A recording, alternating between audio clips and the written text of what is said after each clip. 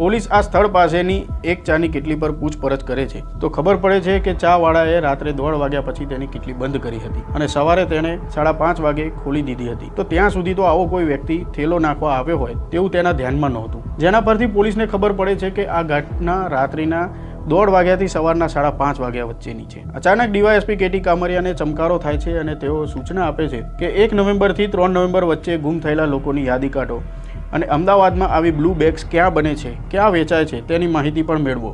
સાથે જ તેમણે સીસીટીવી ફૂટેજ પણ ચેક કરવાની સૂચના આપી હતી।